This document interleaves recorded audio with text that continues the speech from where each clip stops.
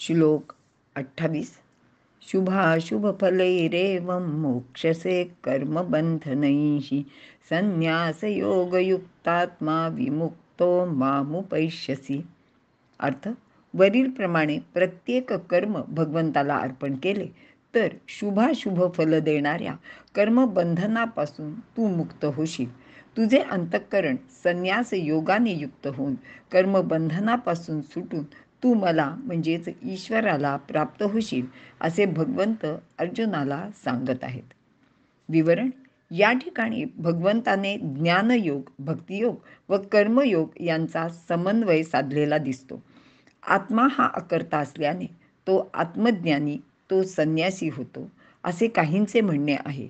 भगवान म्हणतात की माझी भक्ती कर्मानीच करायची आहे.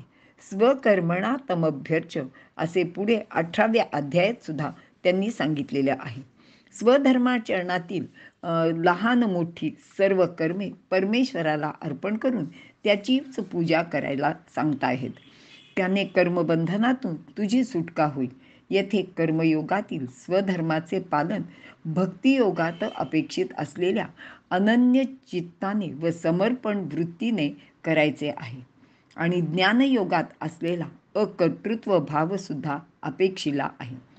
एकाच कर्मातून ही तिन्ही अमृत फळे प्राप्त करून घ्यायची आहेत आणि हाच तो संन्यास योग सुद्धा आहे. आणि ज्ञानदेव सांगतात की हे संन्यास युक्ती सोपारी दिधली तुझं. भगवंतांनी ही अशी संन्यासाची जी काही युक्ती आहे ती अगदी सोप्या पद्धतीने आपल्या सर्वांना सांगितलेली आहे.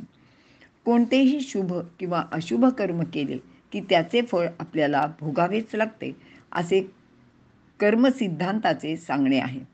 त्यामुळे ते फळ भोगण्यासाठी आपल्याला पुन्हा जन्म हा घ्यावाच लागतो आणि हे चक्र अखंडपणे सुरूच असते. म्हणूनच भगवंत सांगतायत शुभ आणि अशुभ कर्माचा संन्यास करावा. मात्र यात एक अडचण आहे, ती म्हणजे जोपर्यंत देह आहे तोपर्यंत कोणते ना कोणते कर्म हे आपल्याला करावेच लागते. त्यामुळे कर्मत्याग तर शक्यच नाही. म्हणून भगवंत सांगतायत की कर्मत्यागाचा खरा अर्थ आहे की कर्तृत्वाच्या अहंकाराचा त्याग. कर्म करताना केवळ स्वधर्माचे आचरण करायचे, ते निरहंकार वृत्तीने म्हणजे अहंकार सोडून करायचे. मग ती सर्व कर्मे किंवा त्याचे फळ परमेश्वरालाच पत्र पुष्प असे म्हणून अर्पण करायचे. यामुळे भक्तीची गोडी व समर्पण वृत्ती दोन्ही अनुभवायला मिळते. शिवाय संन्यास व भक्ती एकत्र आल्यामुळे कर्माच्या शुभ किंवा अशुभ फळ देणाऱ्या कर्मबंधनातून सुद्धा त्याची मुक्तता होते. अशावेळी संसाराची व समाजाची लहान मोठी कार्य केल्याने योगक्षेम चालेल, पण तेथे कर्तृत्वाचा अभिमान राहणार नाही. समर्थ सांगतात की राम करता हाच विश्वास हवा. या सर्वाचा परिपाक म्हणून यातून विमुक्त होशील, म्हणजेच तुला मोक्षसुद्धा प्राप्त होईल. खरा विमुक्त केवळ भगवंत म्हणजे परमात्माच आहे. त्याच्याशी एकरूप होणे, तादात्म्य पावणे म्हणजेच मोक्ष. भक्त या शब्दाचा अर्थसुद्धा तोच आहे.